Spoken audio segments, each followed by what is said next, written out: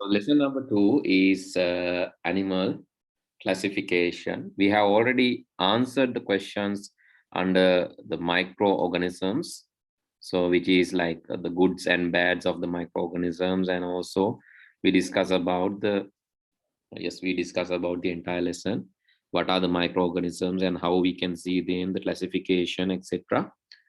The main categories, how to observe them, and how also what are their drawing patterns. So good and bad organisms, and what are the benefits and what are the drawbacks or the issues which caused by the microorganisms. We were discussing about that.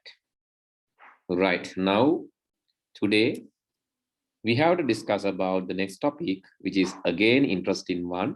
It is animal classification. So how we can classify animals. Actually, this is also a continuation lessons from previous grade 6 and 7. There also we learn how can we categorize or how can we classify basically how can we classify animal and plants. We learned that in our previous grades, but here we have more in-depth knowledge or in-depth classification, so related to kingdom Animalia or animals. So basically here also it says like that same thing that I said in grade 7. You learned how to classify animals based on the presence and absence of vertebral, right, that is backbone, vertebral back column, which is backbone. So we just learned that, and here we are just continuing from that lesson. So vertebrata and the other thing. So who's having backbone and the animals not having backbone. Okay. Activity 2.1.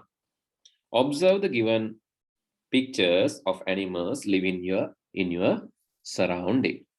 Divide and tabulate them into two groups using the feature presence or absence of vertebral column. So I think you can remember what is vertebral column. Vertebral column or backbone is there in some animals, but some animals, they are not having that vertebral column or backbone.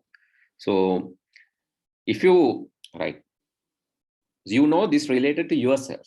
So we as human beings, we have vertebral column. We can just touch and see in our back. We can feel that how our vertebral column is there. If it is damaged, so we will not be able to live even. So because it is protecting our nerve system, and it's also helping us to stand and walk. So, and many other functionalities are there. So here is the vertebral column. So this is related to man or human beings. And different animals, they are also having vertebral columns, but not similar to the, not same, but there are some similarities, right? Actually, we will learn about this in details in future. So how we can divide different segments or different sections of this vertebral column, we will learn that in future. But here you just need to identify whether is there a vertebral column or not. So that is what we are going to discuss.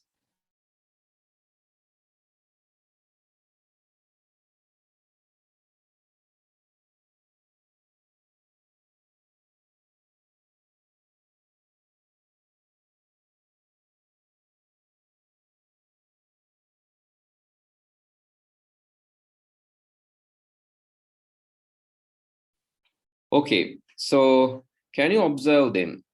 So what about these? Can you tell me? So according to grade 7 lesson, so please tell me whether they have vertebral column or not, right? So snake, oh, let's categorize. Let's categorize it into table. So that is easy, I think. Let's take a new table. Let's take a new table and let's categorize them into the animals having vertebral columns or not, Let me minimize this. Okay. You can tell me, and I'll put the names. Animal, okay, having vertebral column. Here, not having vertebral column. Okay, please tell me the first one, snail.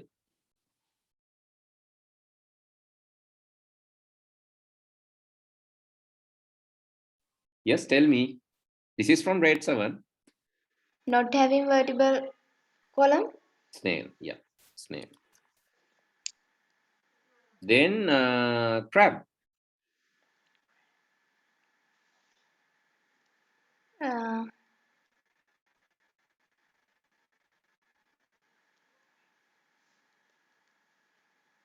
not having vertebral. Not having vertebral column. Okay. Crab. Oh, I can hear my voice again. I think you have to move the microphone. Right. Then yellowfin tuna. Yellowfin tuna. Having or not having? It's a fish. Having. Having. Yellowfin tuna. Dog Having. is a mammal, yes. Then what's next? Hawk. Hawk. Having. Then comes butterfly. Not having. Then butterfly. Then python. What do you think? Having. Yes, it's having. Correct. So even so, we might think that like because it since he has like flexible anatomy, sometimes we might think it's not having, but it's having, right? Then spider, lion. Spider not having. Lion having. Lion's a mammal again, yeah. Right. So how the python, snake, these like these are creepers. So they are how they have this vertebral column. So it is a flexible one here. Python vertebral, and also snakes. So they are also having that. So you can see the anatomy, right? So it's a flexible one, right? But still they are having. You can see it's a flexible one. Fish, same similar kind of thing. Fish, I think, since we take that as a food, we know that, right? But insects, basically, most of the insects, so which belongs to this arthropoda category. So crab, spider, and snail is it's going to. Do you know mollusca?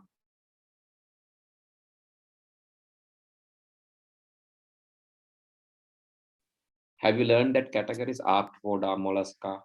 I think so. Since you have just done grade 7, I think you don't know much about that. But let's learn, right? Let's learn about that. So these those who are having vertebral column or backbone are called vertebrates, and those who are not having this backbone or vertebral column are called invertebrates.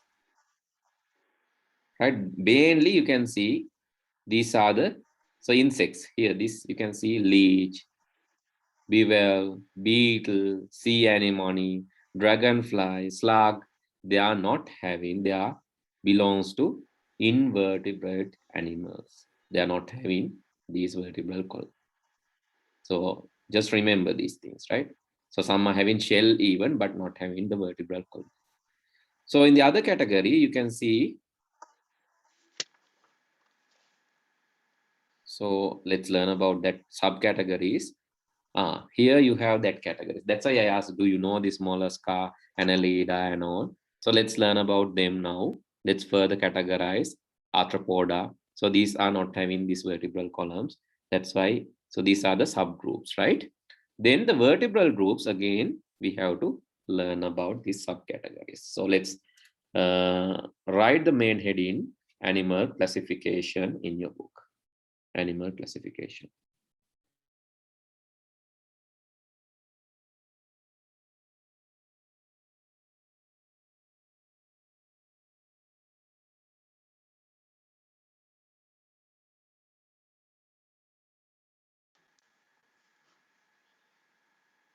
Okay, sir.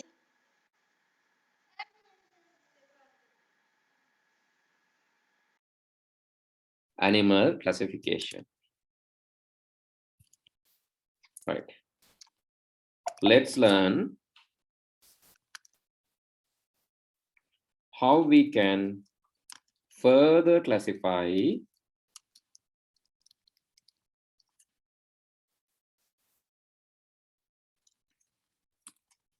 vertebrates and invertebrates.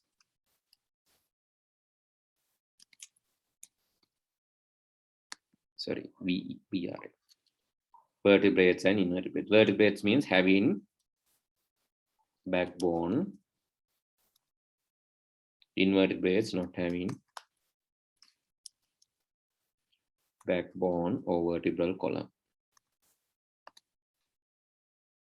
Let's learn, right? Learn R. Let's learn how we can further classify vertebrates and invertebrates. So who are having like a backbone and not having backbone. Let's learn about that now.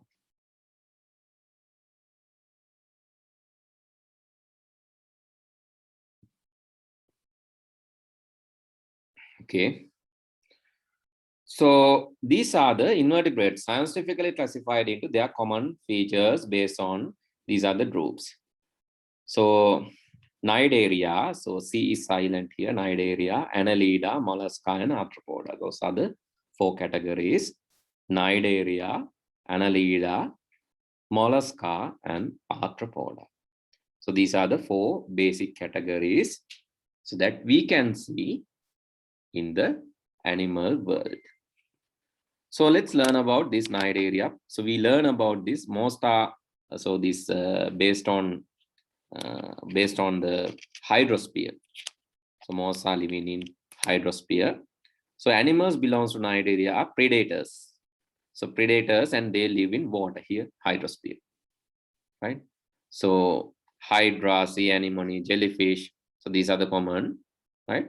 So you saw that they are not showing much. So jellyfish, of course, showing the movements, right? Movement. So all the animals showing movement, but this locomotion, when it comes to locomotion, jellyfish shows locomotion, but sea anemone is just moving, not showing any locomotion. Hydra can show a locomotion. Locomotion means moving one place to another place. But the thing is, they are all are moving, but based on this hydrosphere. They are actually reside, they live in this hydrosphere. And these, so why they are called predators? So predator means, so who are predators? So what is your idea about the predators? They are eating animals, fish.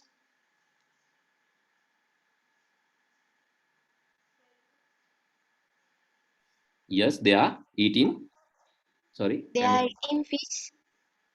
they are eating fish. Only fish? Or can't they eat like floating plants, like algae? Can't they? Yes. So, but so you know that so even the plants and animals, when we learn about plants and animals in grade 6, we learn that some plants, so actually most of the plants, they can produce their own food, right? They can produce their own food because there's something called photosynthesis. I think you can remember that. So the plants use photosynthesis to produce their own food. They use carbon dioxide, which is in the environment, and basically using their mechanism, they convert this carbon dioxide to carbohydrate-based foods by in this photosynthesis phase. But this Nidaria or Nidaria, so you can tell anything. So the pronunciation is based on that is in the UK pronunciation is one thing and USA pronunciation is other thing. So don't worry much about that. Anyway, the spellings is important. C is silent here, so you have to read from end. So they are predators. So this they have kind of you can see the body is symmetrical. Even our body is symmetrical, no, in human beings. So our body is also symmetrical. Most of the animals have this symmetric feature. So do them. Nidarians also, they are having this symmetrical body shape. So mostly this circular shape mouth, and they are having that symmetrical flower-like body. So that is the nature. And basically there are two things. So one category is called polyps. So they are basically fixed, right? Polyps, they are basically fixed. They are not locomotive. They are not moving from one place to another place. So but the other category is Medusa. Medusa is like, it's a free floating organism. It's like just floating from one place to another place. You can say it's a locomotion. So basically it's moving from one place to another place. So some are like just fixed. So some categories you can see both features, like polyp features and Medusa features. So they are sometimes fixed to some surface and sometimes moving. Okay, then these are actually the so have you seen, I would like to show you a small video. Just give me 1 minute. I'll show that how these sea anemone and jellyfish, so especially the sea anemone, how it finds the food. Let me show. Just give me 1 minute.